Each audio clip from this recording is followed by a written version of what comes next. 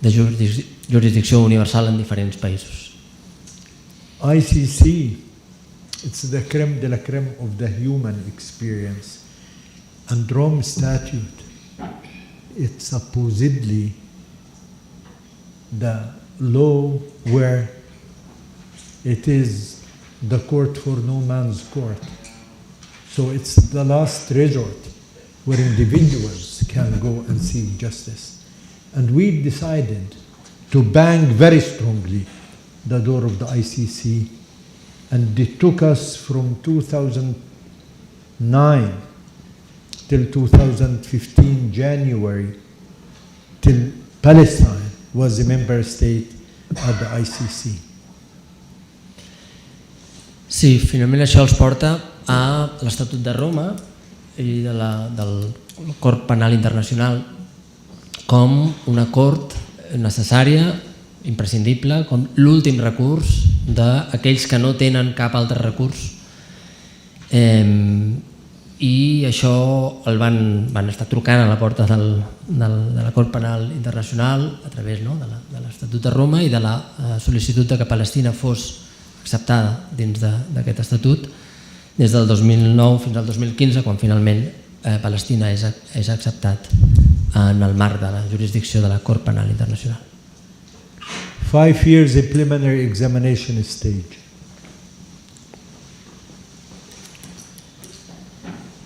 Cinc anys d'examen de les demandes en l'àmbit de la Cort Penal Internacional. 2 years appeal whether the jurisdiction applies in the occupied territories or no at the pre-trial chamber. 2 anys de recursos per determinar si hi ha jurisdicció per poder instar que la Cort Penal Internacional actuï sobre els territoris ocupats. Another 2 years, the prosecutor, Karim Khan, refused to talk to us as representatives of victims. 2 anys en els que el fiscal del Cort Penal Internacional, Karim Khan, va rebutjar explícitament parlar amb els representants legals dels afectats per aquests crims. 7th of October happened, and in 2 weeks we knew this is a genocide, and we were telling him, genocide part of your mandate, you have to act, you have to react, and he didn't go anywhere. Després del 7 d'octubre i la resposta d'Israel, en 2 setmanes les evidències eren suficients com per assenyalar que estava en marxa un genocidi i per tant l'exigència al fiscal de la Cort Penal Internacional que reaccionés immediatament amb totes les eines possibles per evitar aquest genocidi, i no es va produir aquesta resposta inicialment. That's why we resorted to South Africa, appeal to them, urge them, ask them, do something. There is genocide going on. And South Africa, with its moral authority, with its human authority, with what represents as people and state who defeated apartheid, colonialism, and racism, bring to the court the pain and the blood and the soul of victims, of Gazans who were slaughtered at the daylight. And South Africa took the case and accused Israel of what had happened in the Holocaust, which is the crown of Israel, and the Israelis saying, never again, they and the whole world, but they are accused of the same charge against Palestinians, against Gazans, in Gaza, in the 21st century. Després d'aquesta negativa del sistema de l'Estatut de Roma, de la Cort Penal Internacional i específicament del fiscal Karim Khan, el que van fer va ser adreçar-se directament a Sud-àfrica perquè fos Sud-àfrica, a través de la Convenció de Prevenció contra el crim del genocidi, pogués instar davant de la Cort Internacional de l'Haia una causa contra Israel. Sud-àfrica, com podeu entendre, té un paper cabdal per la seva autoritat humana, moral, per haver estat capaç com a poble i com a estat de vèncer l'apartheid, de vèncer el colonialisme, de vèncer el racisme, i des d'aquesta autoritat moral es confronta a través dels mecanismes internacionals a Israel d'allò que Israel ha tingut sempre com a corona, com a justificació, legitimació del seu propi projecte, que és la resposta front de l'Holocaust patit pel poble jueu, i ara que aquest mateix Holocaust està sent perpetrat per l'estat d'Israel contra el poble palestí, específicament ara, especialment a Gaza. January 11th, South Africa made history.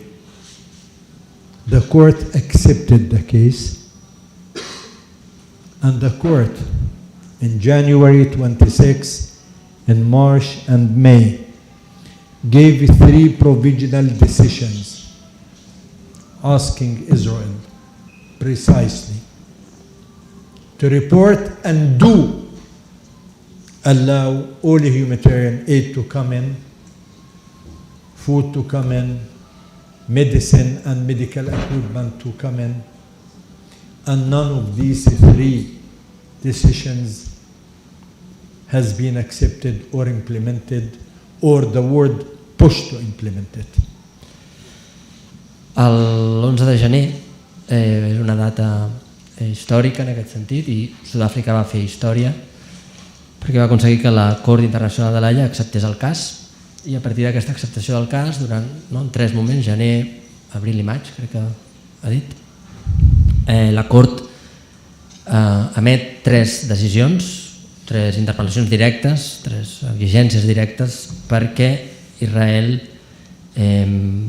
aixequi el control, les limitacions, els obstacles que impedeixen l'entrada d'ajuda humanitària, d'ajuda mèdica, d'alimentació, i cap d'aquestes 3 decisions són acceptades, són implementades per Israel, ni al gener, ni a l'abril, ni al maig, i per tant segueix en marxa aquest projecte o aquesta campanya d'Israel sense aturar-se. The ICC prosecutor asked the court in May to issue warrants, especially against Netanyahu and Gallant. It took them ages, 6 months, till these warrants were issued by the pre-trial chamber, the court of the ICC. Finalment, el fiscal Harim Khan, el que s'ha referit abans, al mes de maig, després que Israel de manera consecutiva no faci cap tipus d'acció per permetre l'arribada d'ajuda humanitària, iniciar el procés des de la seva pròpia decisió d'instar aquesta detenció de Gallant, que era el responsable ara ja de l'exèrcit, i el propi Netanyahu. Des de la petició que fa el fiscal, o des de l'inici d'aquesta acció per part del fiscal, fins que la Cort Internacional de l'Haia pren la decisió, passen 6 mesos. What was the reaction? US, Israel say, oh my God, are you accusing Israel of not allowing humanitarian aid? We will talk to them, to allow humanitarian aid. We will convince them. Let them just do what they are doing. And we will ask them, to do that.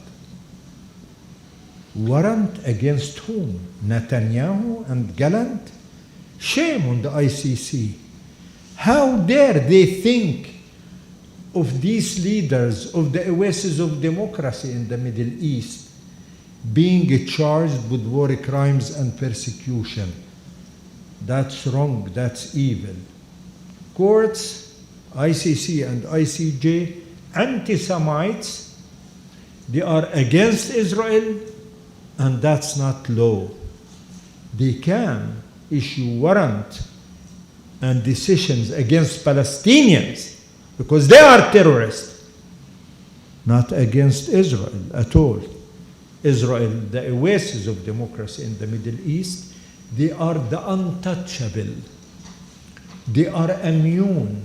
They are part of us. They are part of the colonial racist West. How dare you do that? Quan això es produeix, no? Quan la Cort Penal abans crec que he dit la Cort de l'Haia, s'ha de distingir, quan la Cort Penal Internacional finalment emet la decisió de la detenció de Gallant i de Netanyahu, els Estats Units reacciona, diu, com pot ser això? Tranquils, nosaltres tenim la via amb què això s'ha de fer, que és parlar amb Israel perquè facin cas a les peticions de que permetin l'ajuda humanitària, i en tot cas el que no es pot permetre, el que suposa és vergonyós segons els Estats Units, és que tant la Cort Penal Internacional com la Cort Internacional de l'Haia puguin estar obrint aquestes accions contra Israel. Israel és intocable, Israel és part de nosaltres, és uno de los nuestros, i implica tocar, per tant, la nostra pròpia essència, diríem. I això els Estats Units i altres països no ho poden permetre. 2 points. One, what the West think about 7 of October? The West think the Palestinian-Israeli conflict began on October 7th. Before that, there was no conflict. I just said that we filed our cases in January 2015 in the ICC. And at the time, we, the Palestinian human rights organizations, the international human rights organizations, the Watch, Amnesty, Euromed, FIDH, ICJ, and the Israeli human rights organization, said Israel do war crimes, crimes against humanity, persecution. But nobody held them accountable. They did that in 2009-8, and they did that in 2012, and they did that in 2014, and they did that in 2017, the Great March of Return. And in 21, 22, 23 May, full impunity. State do war crimes at the daylight and no accountability. Untouchable, protected by the Great West.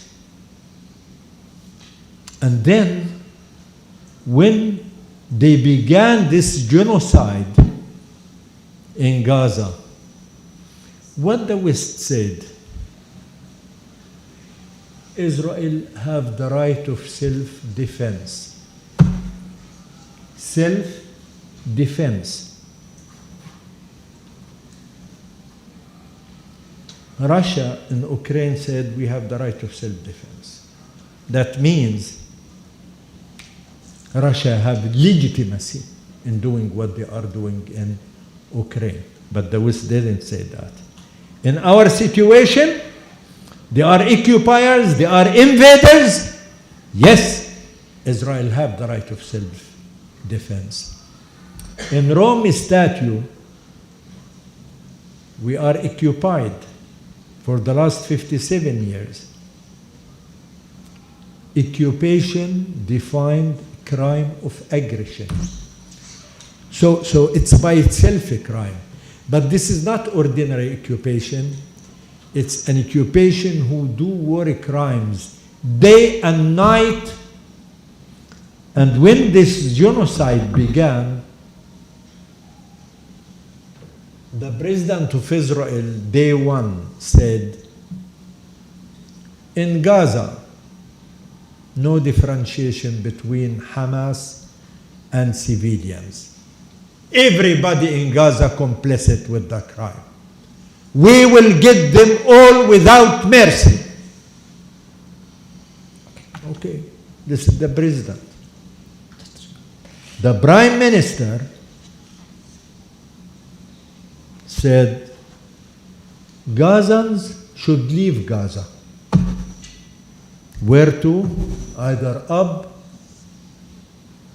or to Egypt. 3, the Minister of Defense, His Excellency, said, for Gazans, no food and no fuel, no electricity.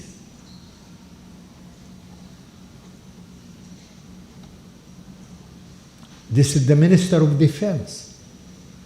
He says, no water, no food, no electricity, no fuel. You are threatening whom with that? The people in this little Gaza, the 365 square kilometers, this mighty Israel with its nuclear bomb or bombs, with the mighty army, with the third strongest air force on earth. You are challenging the 365 square kilometer people. And gates of the hell opened on Gaza.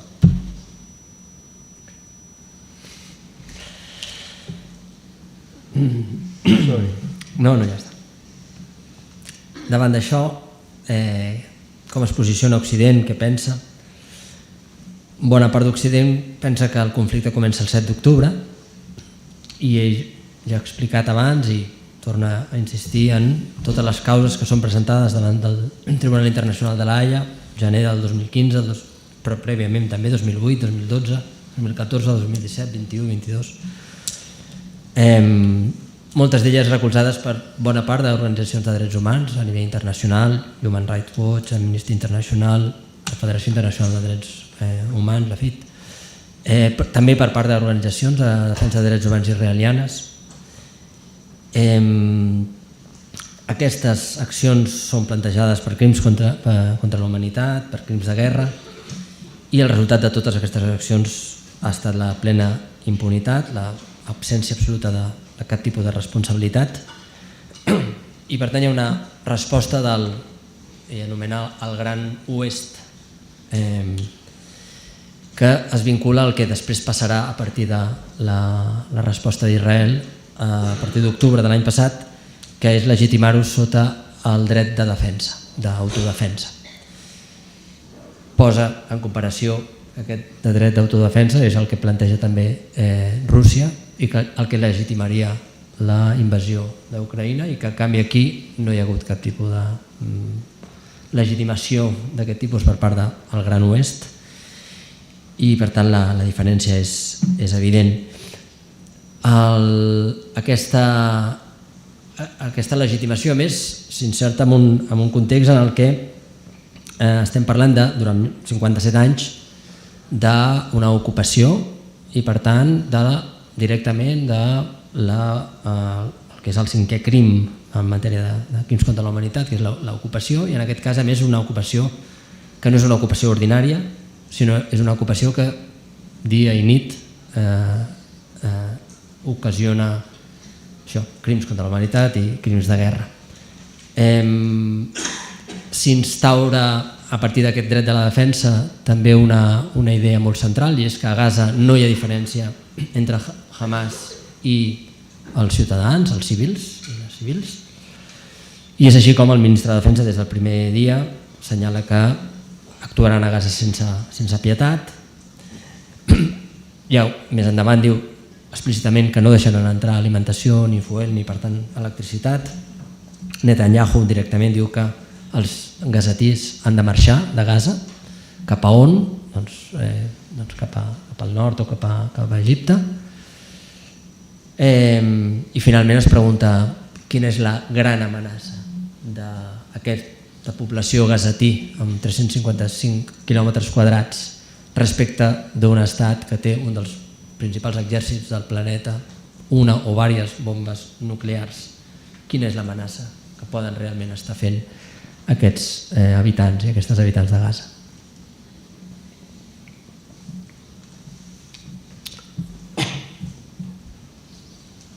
For the last 14 months, the genocide taking place. This taking place after the offensive of 2008-9, 2012, 2014, 2017, 21, 22, 23, and the blockade. All these suffocated Gaza socially, economically, humanly, disconnected us from the outside world. Entire generation lived fear, destruction, death in every corner, every street. And then on top of that,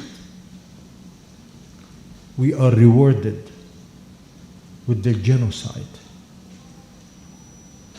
Why? Because our fate is the occupation, the invasion. When Russia invaded Ukraine, the West stood up and firmly in hours, in a couple of days said, Russia invaded and occupied Ukraine. Ukrainians do have the right of self-determination to resist the Russian occupation with all means, with arms, and we are calling for all free Europe people and Americans to take the arms and go and fight with their Russian counterparts. We will sanction Russia, and they impose 7 waves of sanctions. Not only that, but they say we will back Ukraine financially, politically, legally, and with arms. They are entitled for self-determination and getting rid of the occupation. Russia is evil. But what we are having in Palestine, we have a criminal belligerent occupation in the most well-documented conflict in history, and the entire racist colonial West blind. So selectivity, politicization of international law, it's there. And I remembered when I was a student at the School of Law, we do study the history of law. In the history of law in old Rome, there was 2 classes, the masters and the slaves. The slaves have no protection. You can slaughter them like a chicken or a goat at the crossroad. That's fine, and people can live with it because they are slaves. Masters only enjoy the protection and the immunity of law. Are we, the Palestinians, the slaves of the 21st century? We will never be. That's wrong. That's evil. We are a human being. We deserve dignity, and we deserve justice and protection. We didn't invent international law We didn't invent ICC or ICJ, but we have the right to use it equally, like any other nation on earth.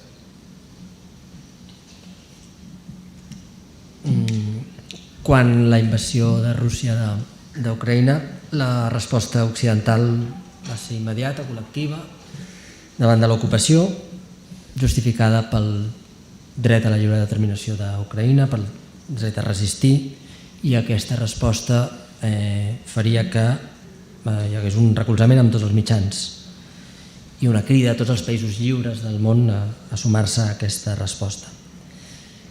I amb tot un seguit de sancions immediates a Rússia, al país invasor, i un recolzament immediat també a Ucraïna, financer, econòmic, legal i militar també, amb armes. En aquest context, Rússia és el diable i la seva pregunta, com ha efectuat abans, és la comparativa amb Palestina. Palestina, diu, és el conflicte més documentat de la història i considera que, i torna a fer servir la terminologia de que el conjunt de l'Occident racista és cec o es fa el cec davant d'aquesta situació, i això implica una destrucció de les pròpies bases dels acords jurídics del dret en si, una politització total, per tant l'eliminació dels espais de regulació jurídica internacional en aquest cas. I recorda que quan era estudiant de dret, a les classes d'història del dret es retrotreia l'explicació al moment de l'antiga, no és especificat, potser Grècia, a la distinció entre amos i esclaus, i com els esclaus estaven en una posició de no mereixer cap tipus d'aplicació del dret, no eren subjectes de dret, per tant no podien ser sotmesos a qualsevol tipus d'acció per part dels amos, i que l'únic subjecte mereixedor del dret i de l'aplicació del dret eren els amos. Per tant, la pregunta és: som els palestins els esclaus del segle XXI? I la reclamació immediata és: som éssers humans, mereixem protecció, no hem inventat el dret internacional dels drets humans, no hem inventat l'acord internacional de la Haia, no hem inventat l'acord penal internacional, però tenim dret a fer-la servir amb igualtat de condicions que qualsevol altra.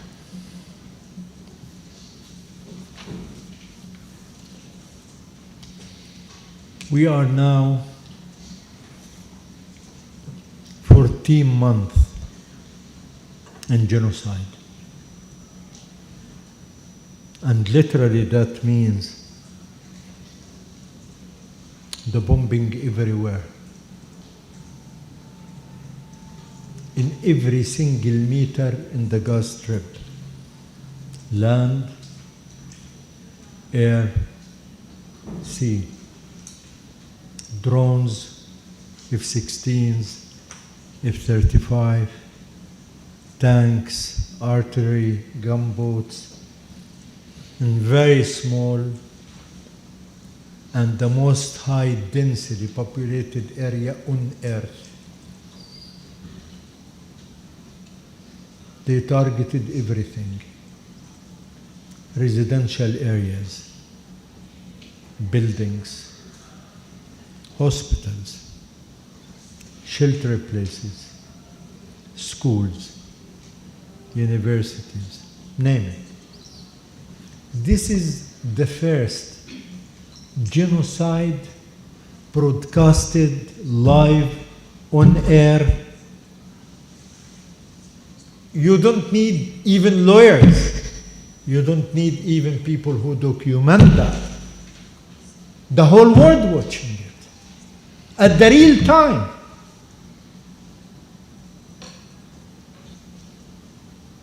I want to ask any of you, can you imagine 17,000 Israeli children being killed?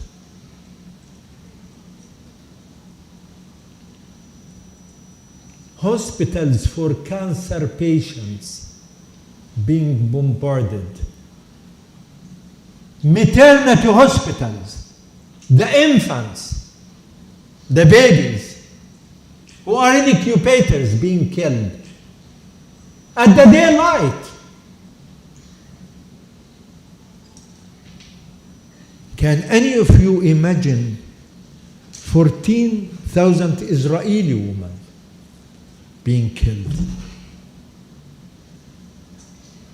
They want now 100 hostages, prisoners, whatever, the Israelis. Every day now, they are killing more than 100. Every day in Gaza. Do you know what starvation means? You don't have food, your children don't have food for 4, 5, 6 days. And food doesn't mean food. Food means a bread, piece of bread, some water, just to keep surviving. Shame on the world. Shame. Shelters, when UNRWA say, come, this with UNRWA flag, you are protected. Women and children there. And they just erase them. Every day this is happening. Massive destruction, 85% in Gaza erased. It doesn't exist anymore. No streets, no water, no sewage system, no electricity, no hospitals functioning, no medicine. And already we are having more than 45,000 names of people dead. Tens of thousands others still under rubbles, eaten by dogs and cats in Gaza. Now, at this moment, this is happening. So this massive killing, the massive destruction, the starvation, and the displacement. No place for people, to stay, no homes, nothing. I'm of the lucky 5%, I have 2 homes, I have nowhere to go. If tomorrow I go to Gaza, I'll be in the street with the tent. And this convention, the Convention of Prevention of Crime of Genocide, and the whole world watching it. Now, the question, what is international law? What is international humanitarian law? Why it's there? To discuss it at these nice rooms, to have intellectual academic debate about it, or for people to live it on their skin. And that's why what's happening in Gaza, what's happening in Palestine, it's not happening in Gaza or in Palestine. It's the test case. Do we want Gaza to be the graveyard of international law or not? This is the question. We, as the human rights activists and lawyers defending victims, romantic revolutionaries, we do believe in justice, we do believe in rule of law, we do believe in dignity of man. Of course, Palestinians are among them and on the top of them. We know we are defending just, fair, right cause. We know we are in the right side of history. We will never give up for criminals who are proud of doing war crimes and genocide at the daylight. We will never forget or forgive their crimes. And we will keep hunting them till the last day of our lives.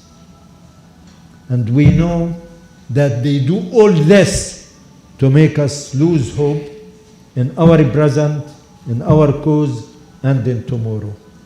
We will never lose hope, and we will keep once and forever our strategical optimism that tomorrow is ours.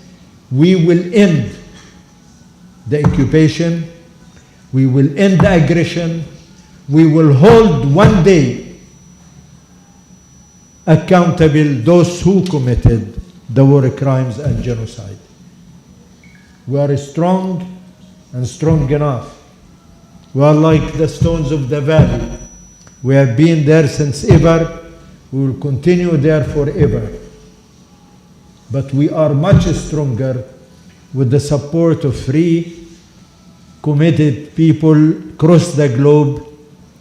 Look to the campuses in the US and in European countries. Look to the demonstrations everywhere. Solidarity with Palestinian people. That gives us more indication and more support that we are in the right side of history. Thank you.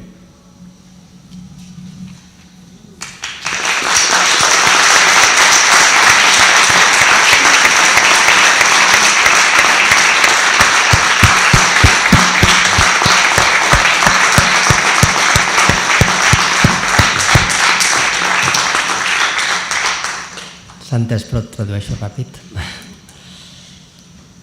L'últim que diu en RAJI SOURANI és que després de 14 mesos de genocidi, un genocidi que implica literalment bombardejos a tot arreu, a cada metre de la franja, a la ciutat, o sigui, tant a la terra com al mar, amb drons, amb tancs, amb tota una sèrie de dispositius militars, a la zona amb més densitat humana, més poblada del planeta, on els objectius són de tot tipus, zones residencials, escoles, universitats, zones de refugi, hospitals.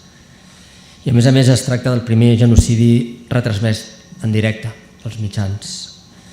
I per tant es tracta d'una situació on no calen ni advocats, ni investigadors, ni investigadores, ni per recollir evidències. Les evidències les tenim cada dia i les tenim en temps real. I ens llança una pregunta.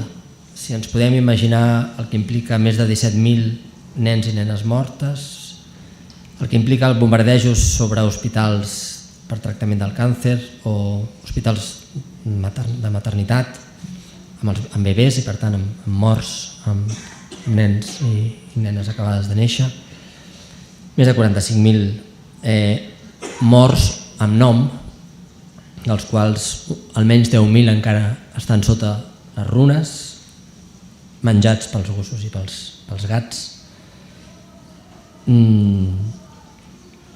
I també ens pregunta si sabem què vol dir morir de gana, de fallir, sense menjar durant 4 o 5 dies, sense aigua. És vergonya respecte del món, vergonya respecte d'això, d'un genocidi que arrasa tot tipus de refugi. Carrers arrasats, sense electricitat, sense hospitals, sense aigua, sense menjar.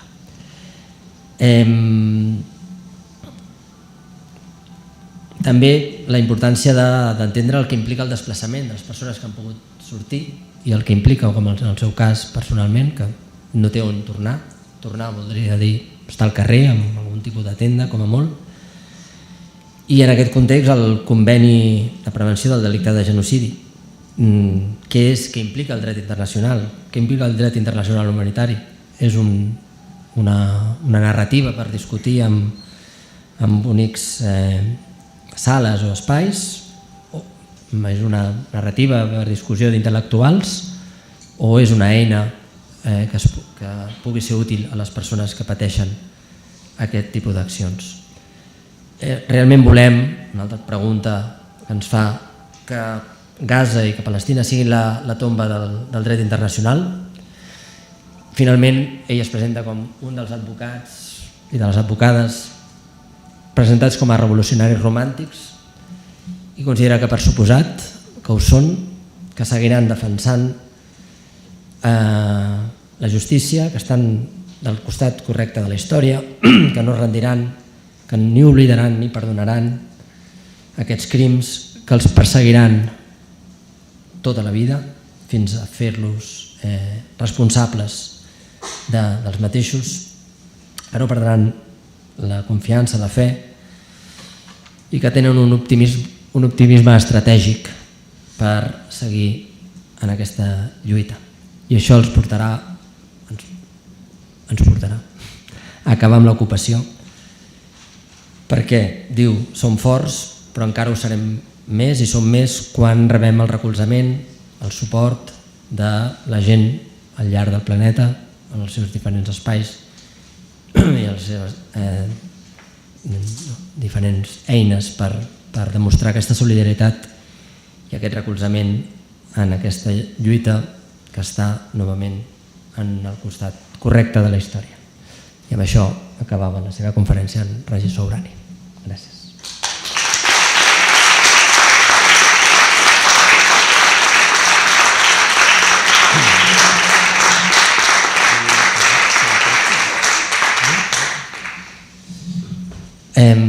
Diu que estarà encantat d'atendre algunes preguntes, alguna intervenció de qui tingui ganes. En tenim una, dues, comencem allà i després. Una de les solucions que sempre s'escolta quan parlem de Palestina i Israel és que hi hagi dos estats. La meva pregunta, com a equip de Palestina, Drets també consideren que és la millor solució? She says that used to hear the solution like the two states solution. Do you think this is a possible solution? If you want, we can share. Yes.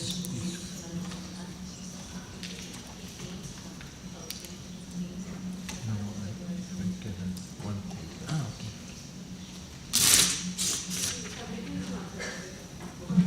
Sí.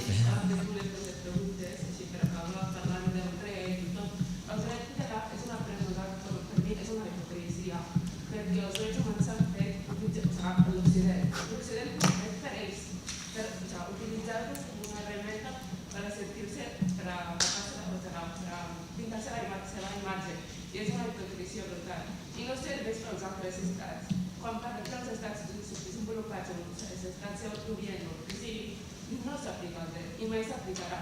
I el problema que va ser amb Ucraïna és perquè està dintre de la Unió Europea o perquè està dintre del continent europeu, perquè els afecta.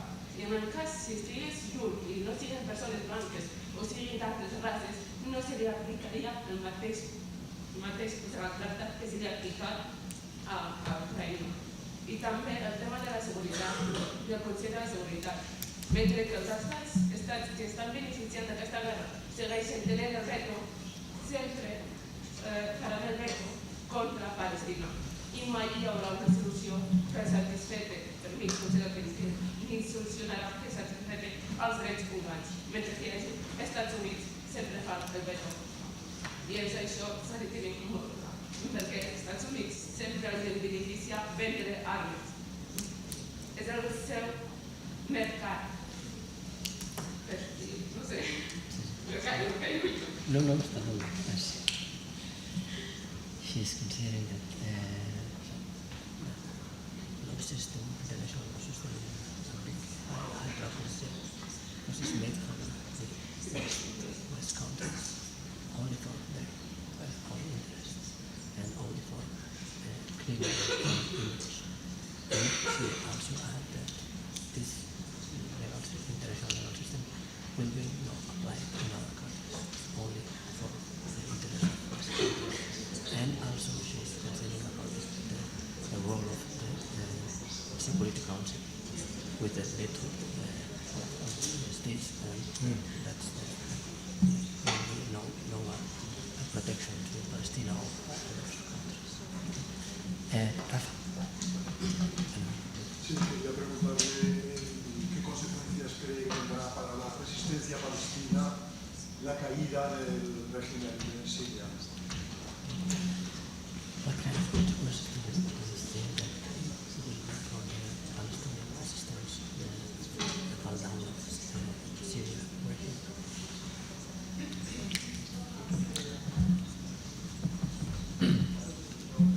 Sí, yo ahora te lo vería.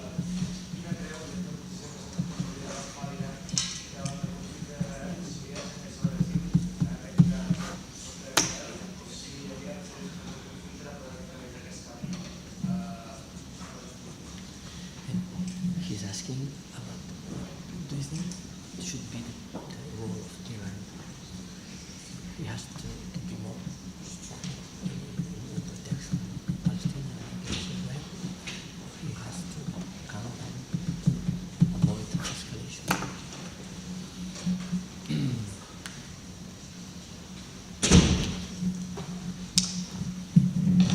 Yes.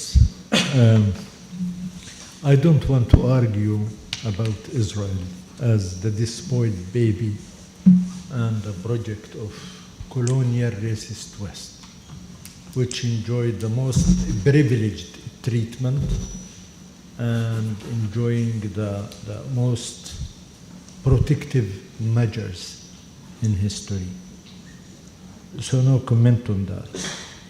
And I'm not a politician, and you will not get any use of me as a politician. Of course, I do have my political perspective. I'm Palestinian, national Palestinian. I'm proud to be national Palestinian. But my hat, really, I mean, here, as a lawyer and as international lawyer who defend, I mean, Palestinian victims in this. And through the experience I have for the last 40 years or so, through my work as a lawyer in Israeli courts or in the international courts. Now, about two-state solution. PLO Charter, one state, secular, democratic, for Muslims, Christians, Jews, atheists, and whoever. I mean, that's the PLO Charter 1965. Olof Palme, the Prime Minister of Sweden, and Bruno Kreisky, the Chancellor of Austria, met with Arafat, and they said to him, you are calling for one secure state. The whole world, especially we in Europe, understand that. It's a call for destruction of Israel. Call for two-state solution. And next day, you will have the entire recognition of Europe. President Arafat came to Geneva, and he said two-state solution. Not because we are convinced with, but that's what the world wants. Of course, Kreisky died shortly, and Olof Palme was killed. And there was no recognition by the Palestinian state.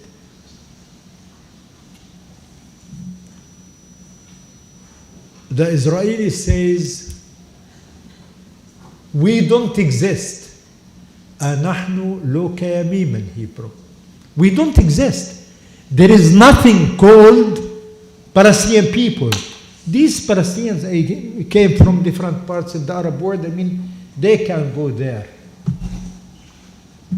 My family in Gaza, 7 centuries. Read my lips. My family, 7 centuries in Gaza. I don't have nationality. I'm a resident of Gaza. Who decide on my residency? Of course, not Hamas. It's not the Palestinian Authority. It's the Israeli army who decide whether I'm resident or not in Gaza. And they can revoke that any minute. So I'm 70, living all my life one-way ticket in Gaza. My family 7 centuries there. I'm not recognized. Somebody from the flasher coming from Ethiopia or from Russia yesterday en route to Tel Aviv, they are granted nationality. Should I be a good victim for them? Should I say, okay, I mean, Israel say I'm not existing, I'm not existing. We are the stones of the valley, and we are not going to be good victims for anybody. We know what the right of self-determination means, and we know how costly dignity and justice cost. We are paying, and we will pay for our freedom and dignity. Thank you.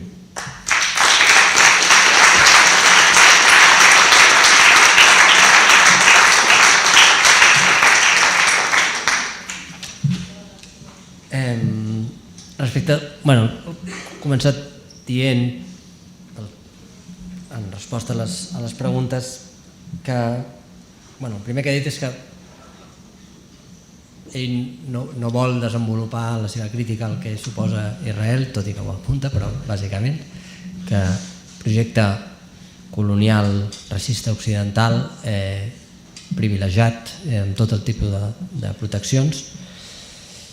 Seguidament diu que ell no està aquí ni és un polític, que té opinió com a palestí i té opinió respecte de situacions de caire més polític, però que ell fonamentalment vol pronunciar-se com a advocat, defensor de drets humans en el marc del dret internacional, en defensa dels drets de Palestina i dels palestins.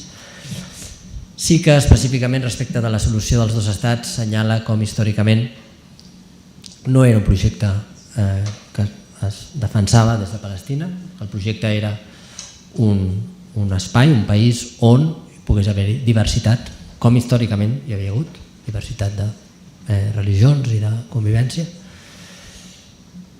que en el 1965 Arafat, en una reunió amb Olof Palme, el primer ministre suec, i amb el, crec que és el canceller d'Exteriors d'Àustria,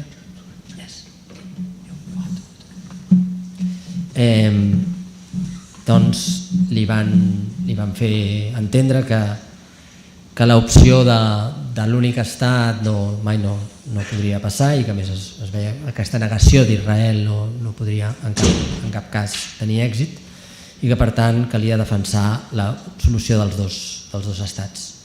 Seguidament, tot i que no era el projecte ni la convicció que es defensava des de Palestina, això és incorporat estratègicament i Arafat defensa públicament a Ginebra, davant de les Nacions Unides, a la solució dels dos estats. Què passa des d'aquell moment?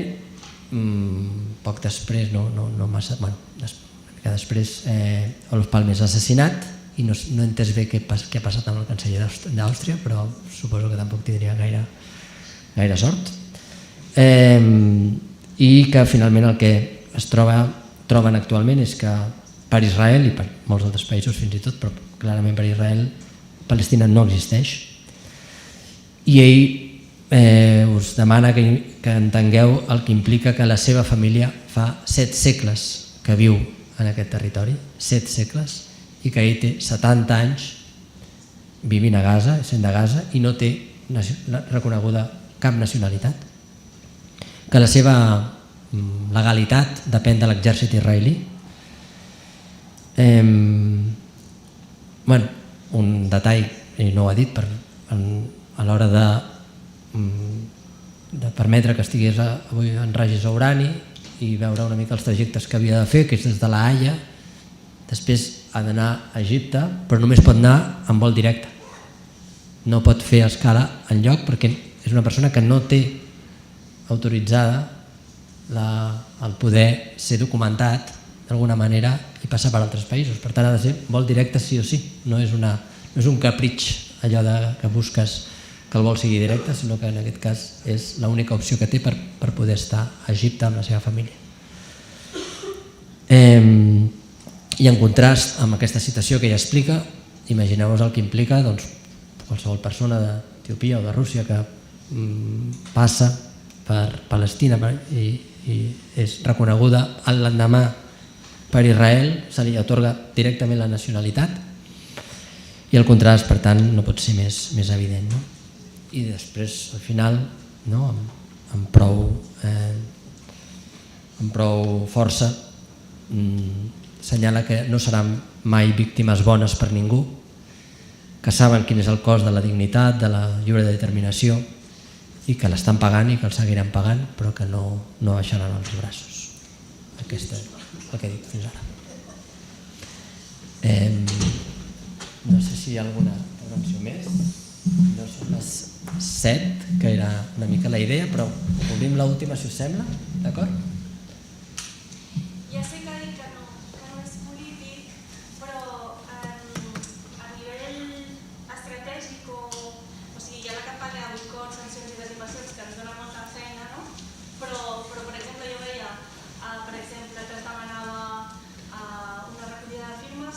expulsar de les Nacions Unides a Israel.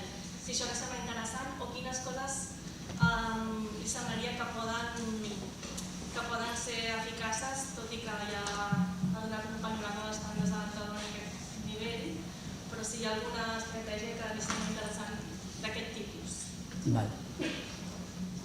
Dos així ràpid. La primera és encara no tinc molt de recorregut perquè ja s'ha vist el que fa el mur de la palla.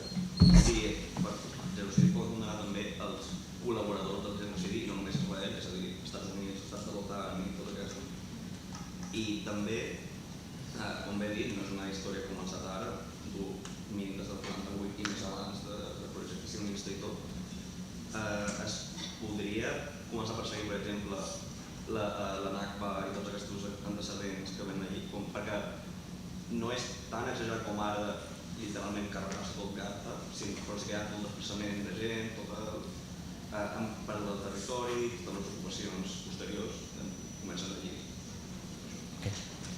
So the question for the first one, she's asking you if she knows that you are not a politician, but in terms of social solidarity, what kind of strategies are, for example, trying to support the expulsion of people from the United Nations or the campaign of boycott and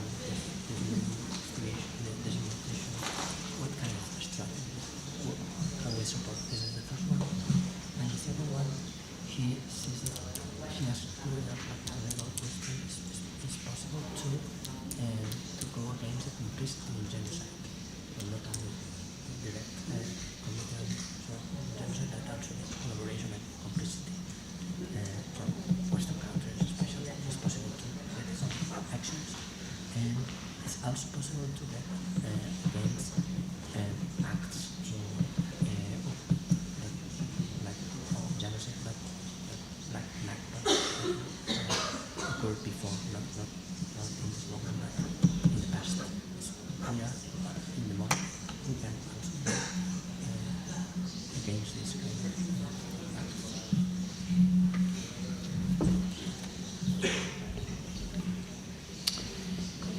I want to refer to advisory opinion of the ICJ on 19th of July. On 19th of July, the International Court of Justice gave an advisory opinion about the illegality of the occupation. And they said, in simple words, occupation illegal and should end. Palestinians entitled for right of self-determination should be practiced. So everybody, whether states or UN bodies or civil societies across the globe, should act and work to end the Israeli occupation, enabling the Palestinian people to practice their right of self-determination, including the unalienable rights of the Palestinian people. This is one of the most important decisions, legally and politically speaking, has been taken in the last 76 years. And again, I don't understand how these states thinking and working and acting. This is not for academia. This is not for intellectuals. This is for the states to do it. And they are not doing it.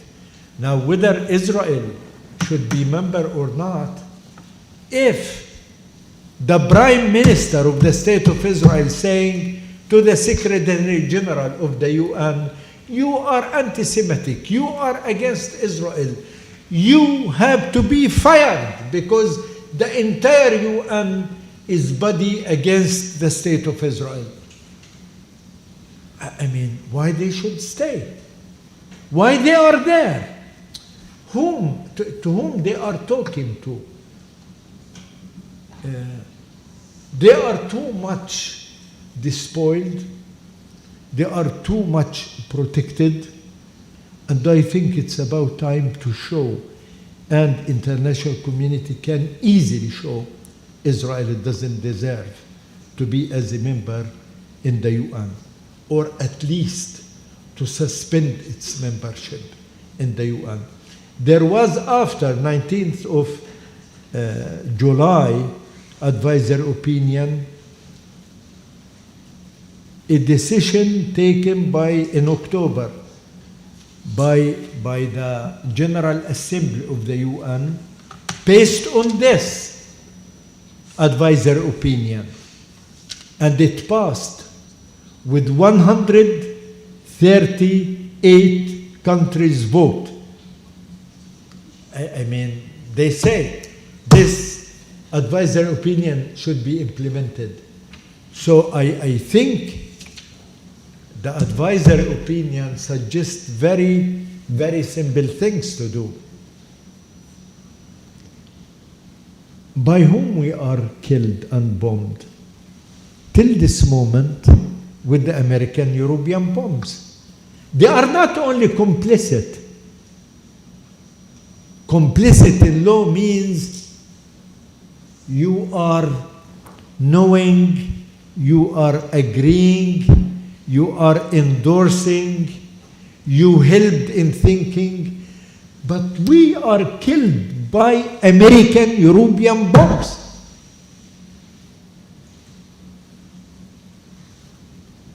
If US just stop bombing, stop providing Israel with bombs for 1 week, the war will stop. So they are not complicit, they are partner. They are fully partner. And of course, what, to the best of my knowledge, Nicaragua, by bringing Germany to the ICJ, they are, I think, going to bring other countries, including UK and US. And that would be great. Maybe other countries, challenge others. So you have to tell these countries, it's not Israel alone. You are complicit and partner in the genocide crime by helping, protecting, providing Israel with arms. And that's what it should be. Now, what countries can do more than, only, dismissing Israel from its membership or freezing it in the UN, they can do many more. You have the association agreement between Europe and Israel. They are doing genocide. They are doing war crimes, persecution. They are blockading Gaza for the last 17 years, suffocating it socially and economically. And what Europe is doing, 65% of the Israeli trade comes to Europe tax exempted. They don't pay tax. Every Israeli come to Europe with no visa. They have no problem, with that. Every city in Israel have it twinning with European city. Universities, academic exchange, wonderful. Academic exchange, academic programs, student exchange. Erasmus program, it's going to Israel full-fledged. Scientific cooperation. Why Israel part of the revision? Any can tell me. Why? Why Israel part of the football league? You are rewarding them. Why they are part of the basketball? Why they are part of the space program in Europe? It's shame on Europe. Shame on them. All these are privileges. Europe rewarding Israel with. You do more crimes, I'm rewarding you more. You do more genocide, I'm rewarding you more. This is the shame of Europe. That's why the Spanish, Irish, Slovenian position and Belgian position are unique in Europe. And we want to build more on it. I mean, it's good, but we have to build more on it. So this is what I call it politics of law. It's not politics. These are legal obligations. South Africa didn't stop the apartheid only by advisory opinion, you know, from the ICJ. Not only by the struggle of South African, because the trade unions were involved and they participated and they boycotted. So many things can be done on the level of states, on the level of civil society and UN to stop this genocide crime.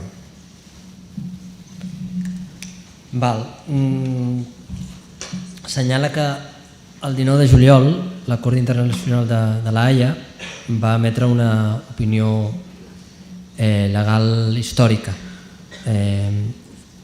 Després de 76 anys, segurament la decisió més contundent, més clara en aquesta matèria.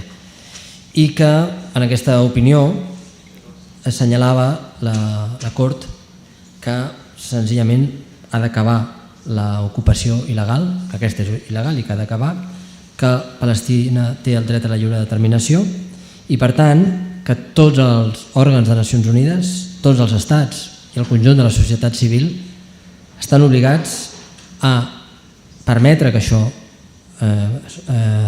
i facilitar que això es produeixi, que acabi l'ocupació il·legal i que es garanteixi el dret a la lliure determinació de Palestina. No entén com els estats actuen o pensen com fan els estats occidentals, com no fan res davant d'això, davant d'aquesta claredat i aquesta contundència de la Cort Internacional de Justícia. En el respecte de la relació d'Israel amb Nacions Unides, assenyala de quina manera Netanyahu, de manera oberta, ha desautoritzat Antonio Guterres i el conjunt de Nacions Unides respecte de les seves decisions. No entén en aquest moment com es pot comprendre que Israel mereixi formar part de Nacions Unides o, si més no, la necessitat de suspendre la seva pertinença. Diu que, més enllà d'aquesta decisió o aquesta opinió de la Cort Internacional de Justícia del juliol, a l'octubre l'Assemblea General de Nacions Unides, amb 138 estats votant favorablement, incorpora aquesta decisió, aquesta opinió, i assenyala que des de Nacions Unides i els estats han d'implementar aquesta decisió. I això assenyala en realitat coses que són senzilles a percebre i a identificar que es poden fer. Per qui són assassinades les persones a Gaza i a través de què? De bombes, de material bèl·lic dels Estats Units i de la Unió Europea. Per tant, aquí, i en resposta a la segona pregunta, no hi ha només una situació de complicitat, sinó de coparticipació, no només tan sols de col·laboració necessària. Aquí tenim un panelista que em corregirà, però es donarien tots les possibles responsabilitats. En tot cas, no és només de complicitat, sinó de participació a partir d'ajudar en la pròpia formulació, provisió dels elements necessaris per dur-ho a terme, no impedir-ho quan es pot impedir, etc.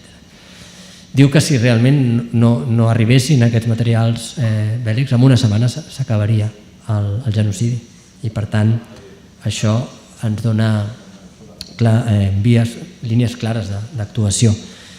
Nicaragua ha portat a Alemanya davant de la Cort Internacional de Justícia i això creu que aviat es farà també amb el Regne Unit i amb els Estats Units i potser amb d'altres països. I respecte a la Unió Europea és clar els àmbits en què s'ha d'actuar. Hi ha un acord d'associació de la Unió Europea amb Israel que permet, entre altres coses, que el 65% del comerç d'Israel entri sense taxes a la Unió Europea, que tot nacional israelí pugui entrar a la Unió Europea sense visat. Cada ciutat israeliana té agermanaments amb altres pobles o ciutats de la Unió Europea. Hi ha nombrosos intercanvis acadèmics, universitaris, cooperació científica. Israel forma part d'Eurovisió, dels campionats de bàsquet, de futbol, del programa espaial de la Unió Europea. Es tracta de tota una sèrie d'accions amb les quals la Unió Europea premia a Israel pel que fa. Això és un premi directe al que fa, segons ell assenyala.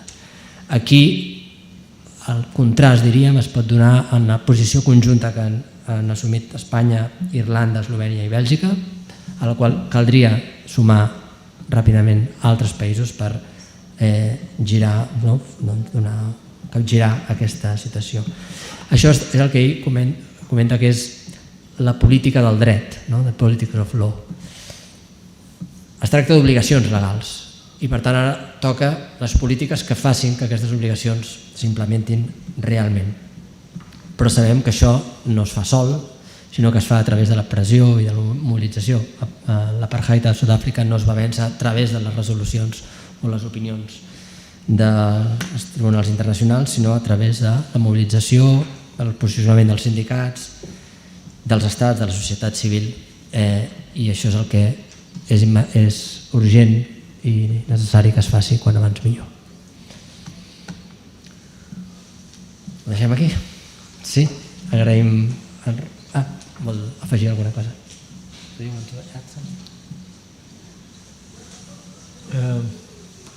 I just want, before we conclude, to conclude with simple words, especially for young lawyers and young political scientists.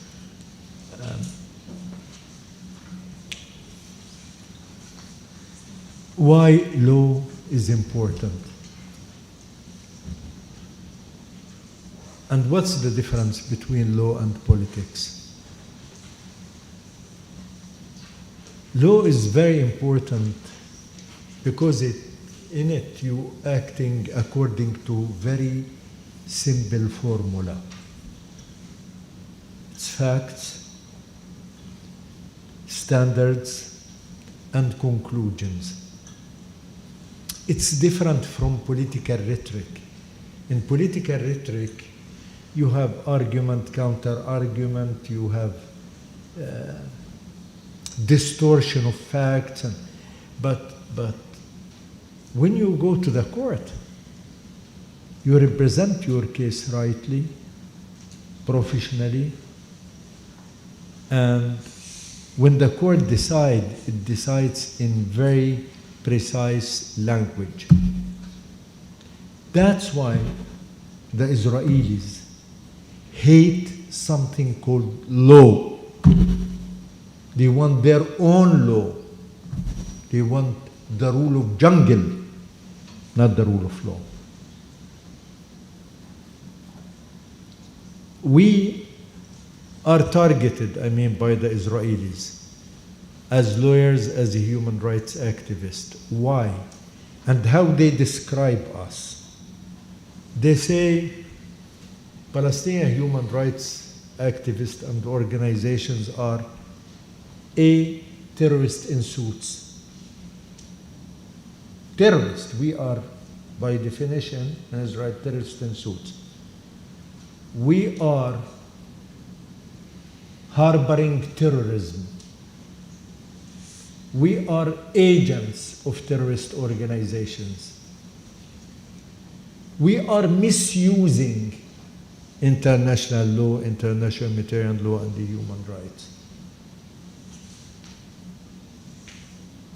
If all that, against Palestinian human rights activists and lawyers, you can imagine how much hate and why Palestinian human rights lawyers and activists are targeted.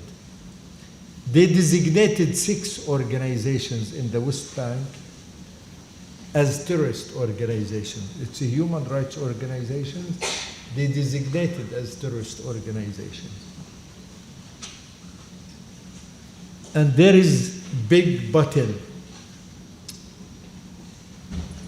We, through the work we are doing, we are bunch of Palestinian and international lawyers, Americans, British, Spanish, German, Italian, Swedish in the court.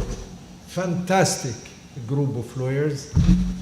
who are defending the Palestinian victims in the ICC and the ICJ, they cannot challenge us. They cannot. And they will not challenge us. Because before we engage, they know we have moral, human, legal superiority on them. They cannot challenge us. And that's, the only way to undermine international law, international material law, and the human rights, the crème de la crème of the human experience. They undermine the ICC and the ICJ, and they undermine those who believe in it and supporting it. And that's why we have to keep this strategical tool in this fight. No nation managed to achieve their right of self-determination through courts. We know that. The right of self-determination beyond. That's why Palestinians shouldn't be a good victim for anybody, and they have the right to resist this criminal belligerent occupation. Never ever we will lose hope in tomorrow. Tomorrow is ours, and we will fight for it to avoid not only Palestinians but humanity more pain and suffering, and contribute to the morality of the world in their word against colonialism and racism. Thank you.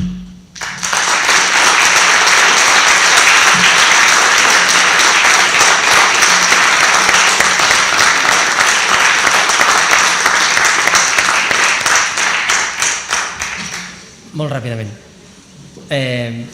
Era un últim missatge adreçat als joves i les joves estudiants de dret i de polítiques especialment, assenyalant la importància de mantenir aquesta estratègia de lluita i de defensa legal, que a través del llenguatge jurídic, a través del dret, a través d'uns estàndards, unes conclusions respecte de les accions que un judicia, es pot arribar a conclusions clares, que si es formulen correctament, es defensen correctament aquestes causes, les Corts poden arribar a decisions amb llenguatge precís, i és per això que Israel odia aquest llenguatge, odia aquest sistema jurídic i només vol la seva pròpia llei o la llei de la jungla, de la selva. Els anomena Israel, en RAJI, SOURANI i d'altres advocades palestines, com a terroristes amb corbata, amb traje, corbata, o terroristes de Harvard,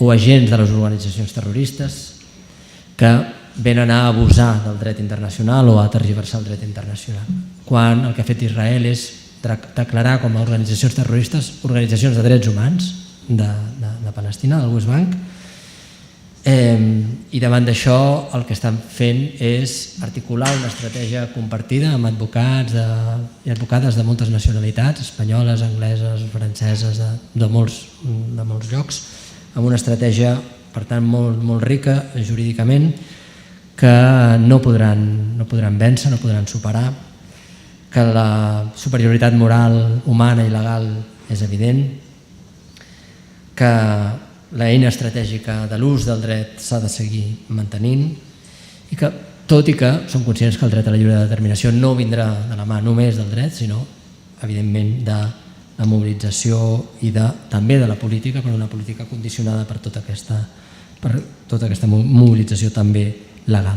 I acaba assenyalant que estan convençuts que el demà és seu i que lluitarem per aquest demà, i que és una lluita no només per la causa palestina, sinó per evitar més dolor i més por i més dolor per al conjunt de la humanitat davant d'aquesta política colonial i racista. Gràcies.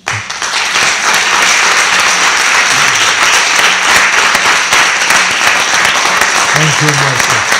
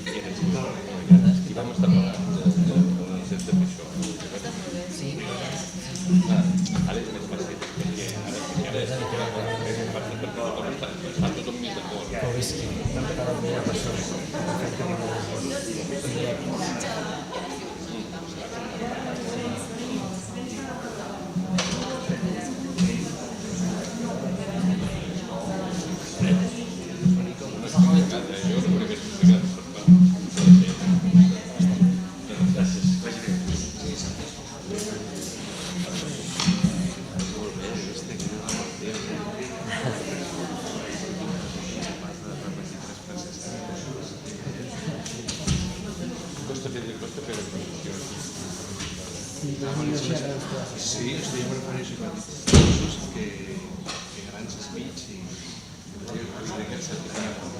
Sí.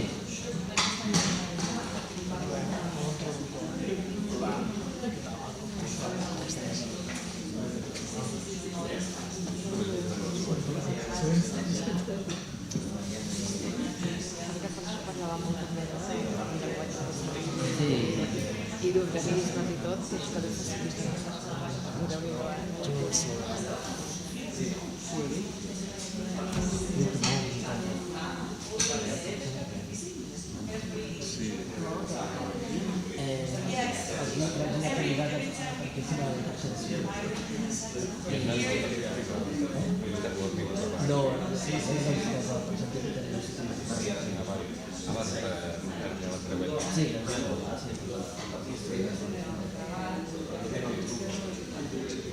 Sí, ja el coneixíeu.